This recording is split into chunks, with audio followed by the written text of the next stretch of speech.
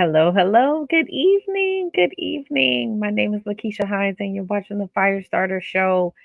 I am happy to be here with you this evening. Happy Thursday. Happy Thursday. I hope you have had a phenomenal day and that you've had an amazing week and you are looking forward to your weekend. Tomorrow is Friday. I hope you are looking forward to it.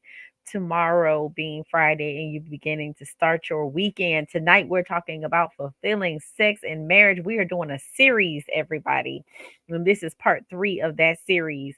And so I hope you brought your questions. I hope you did so I can answer them for you live. Please make sure that you let me know who you are and where you're streaming from so I can shout you out. I love to do that. And I love when we have dialogue together. Okay. I love when we have a conversation. So please feel free to drop your questions, but also please feel free to drop your comments. If something is resonating with you, let me know. And also, if there's a topic that you would like me to cover, you can also put that in the chat and I'll be happy to provide that topic for you.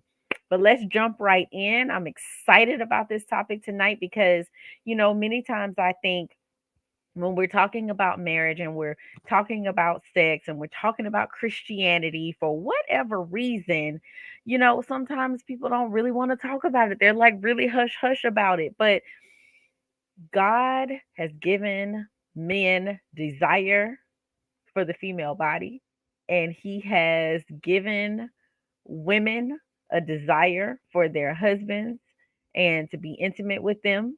It is a God given desire for us to want to connect with each other. The reality is this: we want to make sure that we are doing things decent and in order, right? And that we are in control of our sexual appetite, that we're not doing things that would be displeasing in the eyesight of God. But He put a sex drive in all of us. And we want to make sure that we are using that responsibly, as with anything else. So, part 1 was about how husbands need to strive toward sexual purity, okay? And women as well, we need to make sure we're operating in sexual purity, right? So that we're glorifying God more than we are gratifying lustful desires. And then part 2 was about how we have to understand and respect the wife's need for emotional sex before having physical sex, okay?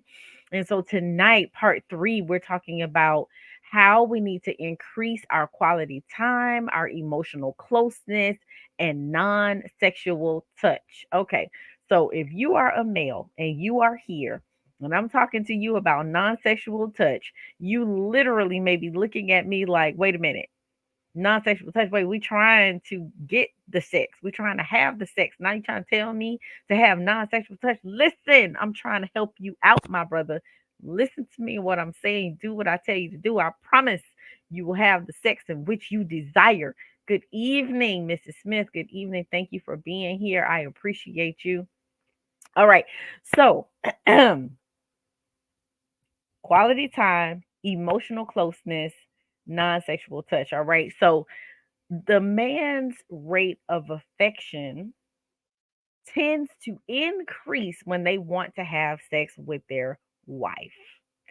And sometimes some men will only touch their wives when they want to be sexual. Now, let's break that down for a minute because here's the thing. Are you telling me that the only time I can get a hug or a kiss or you hold my hand or you get close to me or you be affectionate with me is when you want sex? Like that's the only time? That's going to create an issue, right? If that's the only time you are touching your wife. If that is the only time that you're touching her, please understand most women will become resentful and suspicious toward your touch because they know that you have ulterior motives. But if you're touching her all the time, you keep her guessing. She has no clue if you're just touching just a touch or you're touching because you're trying to ignite something. Okay. So you need to make sure that you're touching her on a regular basis so that she's not thinking that the only time you go to touch is when you want to have sex. Women want to feel like touch is an authentic extension of their husband's love towards them and not some type of ploy to get their sexual needs met. Because see, then it feels manipulative and conniving. It feels like, you just doing something to get something, and it's really not coming from a sincere place. Okay. So we want to know as women that this is just an extension of your love. Okay. And that you're not just touching me because you're trying to get something, because you're trying to win, you're trying to score, and all of that. All right. You have to make it a daily practice to provide physical affection without any sexual expectations in return. And you have to provide emotional closeness. And how do you provide that emotional closeness? This is really, now we're moving into emotional intimacy. How do we have that emotional intimacy with our spouses? Well, we have to share our thoughts and feelings. We have to be open and honest and transparent with each other. We have to have those difficult conversations that your spouse may not receive well, but it's necessary, because I need to be able to know your inner thoughts and know your inner feelings, right? Intimacy really is into me see, right? And I want to be able to see into you, and I want you to see into me. How do we do that? By sharing our thoughts and feelings. Another way that you increase that emotional closeness or emotional intimacy is through spending quality time together. Now, I'm sure most of you are familiar with the Five Love Languages by Dr. Gary Chapman, and he talks all about how, someone's primary love language truly could be quality time. Well, here's the thing, we don't all define quality time the same way. If I'm sitting on the couch watching a football game with my husband and he's yelling and screaming at the TV and barely paying attention to me and just asked me to go bring him some snacks. And he is all in. He's texting on his phone. He's getting phone calls from his friends, and they're talking about the last play that just happened. I don't consider that quality time. That's just two people occupying the same space at the same time. Now, he may see it as quality time, but that's a conversation we have to have, right? Because it's more to it to me than just us being in the same space at the same time. I want interaction. I want conversation. I want physical touch. Like, there's certain things that I expect to come along with quality time. So these are the conversations that you have to have with your spouse, to let them know how you define quality time, what it looks, feels, and sounds like to you, because many times there are different examples of that, right? Many different examples of quality time. It could be literally, like I said, you watching a movie together. It could be you just spending time doing a daily devotional together. It could be you praying together. It could be you just having a moment uninterrupted where you put the phones away and the kids are someplace else if you have children, and then the two of you are just eye to eye connecting, talking about your day and going below the surface. Oh, my day was fine. How was your day? Oh, my day was fine. No, what about your day was good? What were some areas of opportunity for you? What are some things that you wish could happen differently? And having conversations about your relationship. So again, we all define that quality time differently. You have to figure out how your spouse defines quality time and how you define it for yourself. Most women need to feel a certain level of connection before they're open to sexual contact. So if the only time you talk to me is when you want something from me, that has the same effect as you only touching me when you want to have sex. Right. And so we can look at that mentally, emotionally, spiritually, and physically. The only time you want to touch my mind is when you want to have sex. The only time you want to touch me emotionally is when you want to have sex. The only time you want to touch me spiritually, because I value that and that's important to me, is when you want to have sex. And then the only time you physically touching me is when you want to have sex. So again, that creates resentment within your spouse if the only time you're doing these things is when you want something out of it, right? And then that goes into the type of love that we have. Is it unconditional? Are you loving me no matter what, or is your love with condition? Do you only feel in love with me or feel like you love me if I am giving you each and everything that you want and desire? You got to love me whether I'm showing up the way you want me to or not. whether I'm acting out of character or not. Of course, I need to act right, but we're human and we make mistakes and we mess up, and that should not stop you from loving me. That should not stop you from loving me. And equally, it shouldn't stop you from wanting to connect with your spouse. So, I want to talk to you about why non sexual touch is so important.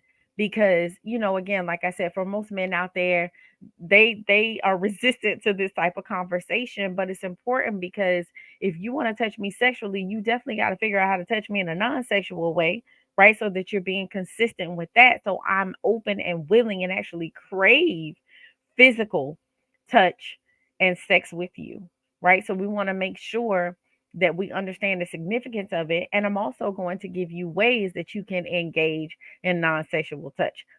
But before I do that, we will take a quick break. Do not swipe left or right. You're watching the Firestarter Show.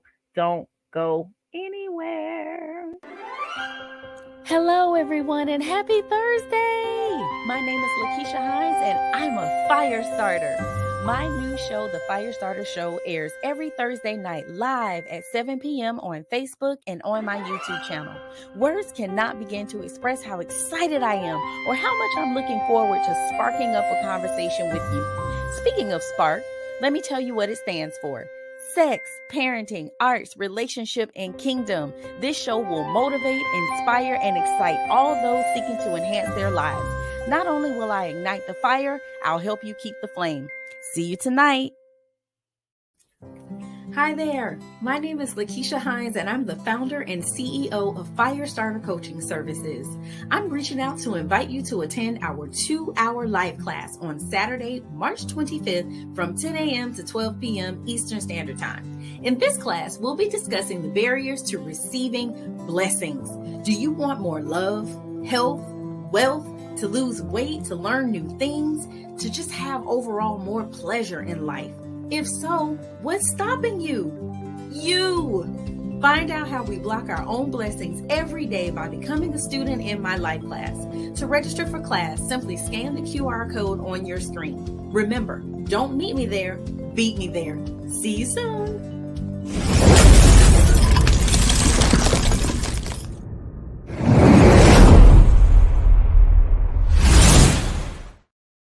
All right, welcome back. Welcome back. So the barriers to blessings class. I know the date said March, but this is something that is a recurring event. So we will be running back barriers to blessings. Um, Probably the end of November. And so we're going to base that off of the individuals who sign up for it. So if you are interested in that, just reach out. Also, if you are in need of support and you need coaching services, you need help with your individual life journey, you want to set some goals for yourself, you're having difficulty achieving them on your own and you need help, or you have relationship issues, you have issues in the bedroom, whatever it is, I'm here to support you. All you have to do is schedule a heat call today by texting or calling 727-213-8247 and set up a heat call, and I'll be sure to get you into the program or service that you need and that will serve you the best. So don't delay. You can text or call today, and I'm here to support you with all of your needs. So let's jump back into our conversation about fulfilling sex and marriage. And I was talking to you about the importance of non sexual touch, the importance of non sexual touch, and why it's so important.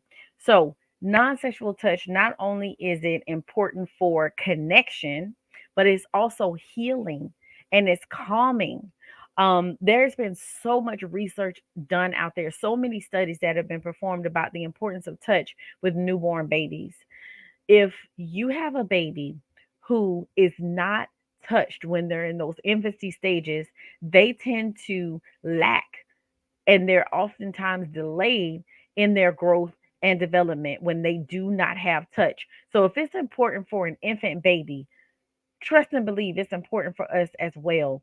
So it's important for connection, but also important for our healing. And it's also common. Modern American culture oftentimes discourages non sexual touch because they don't understand the importance of it. But non sexual appropriate touch within relationships can help people be less emotionally reactive. It can create sense of warmth and comfort and connection. Bobby Fischer said nothing is as healing as the human touch. And that is so important. I even think about there are times where I may have been getting emotionally charged, and my husband just placed his hand on my shoulder or grabbed my hand or put his hand on my lap, or he pulled me in close and hugged me and held on to me. I immediately felt myself calming down. Does it take away the problem? No. Does it change the situation or circumstances? No. But does it help me respond to the situation in a more positive way? Yes. Yes, because non sexual touch brings happiness and peace and physical health. It's a necessity that so many times is ignored in our ultra individualistic culture that we live in. But the reality is this: we need to be cuddled, hugged, and kissed. We need to hold hands. We need to look deeply into someone's eyes. We need to touch their arm, their shoulder. And we have to have physical acknowledgement of our needs. And again, there's so many studies, research studies out there to help us understand our own cultural problems. Like something as simple as holding a hand can lower blood pressure. No prescription is needed for a hug that can reduce stress. Increased immunity and lower cortisol can come from a gentle cuddle. Touch has no harmful side effects. But when we're in a touch adverse of culture like ours, many times people struggle to embrace this free and easy solution. As Americans, we're oftentimes talkative and many times friendly, but we're not inclined always to provide comfort through touch. I'm so thankful that I grew up in a family of touchers and huggers. I'm so thankful for that. That at every family gathering, you would see everybody hugging, and you would see some people just cuddled up next to each other, arm around the shoulder, sisters and cousins, and just amazing. I remember seeing my father hug my grandfather, and I love to see men show affection. I do. But my dad hugging my grandfather and shaking hands, and I love to see my dad come up behind my mom and kiss her on the neck, or put his arm around her or give her a hug in the kitchen while she was cooking. These are memories that I have from my childhood that I'm so happy that I've implemented in my own life.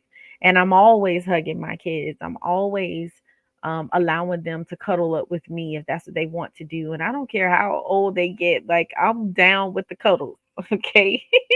Because I understand that it helps to reduce stress and it's calming. And maybe there are times where your kids have come up to you and they just want to be around you in your space or touching you. Maybe it's because they're feeling anxiety and they just need that physical touch to help reduce that anxiety and to calm them down and to reduce that stress. We have all these senses: sight, sound, taste, smell, and touch, and touch. And so when you notice, if you're paying attention to all of your senses, turn your attention to your physical sensations.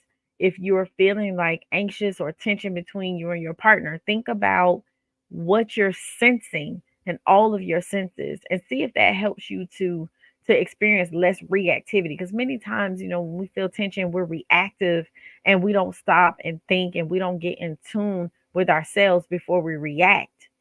So we have to process the tension that we're feeling so you can respond with compassion and touch. You can place your hand on their hand, and see if that helps you to calm down, or if it helps your partner to calm down. And that could be an easy way to just de-escalate some of the tension. Because if we de-escalate the tension, then most likely we'll be able to solve the problem or at least find some common ground, even when we have different perspectives.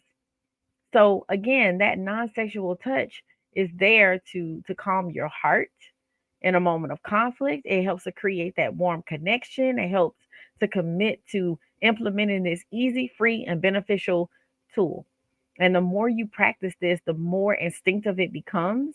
And you'll find that touch truly does have the power to change the environment of your connection, not just with your spouse, but with your children, with your friends, with your colleagues and coworkers. I mean, I know we're not getting super, super duper close with colleagues, right? But just a reassuring pat on the back or hand on the shoulder or whatever the case may be can help calm them down when they're in a really tense and stressful environment.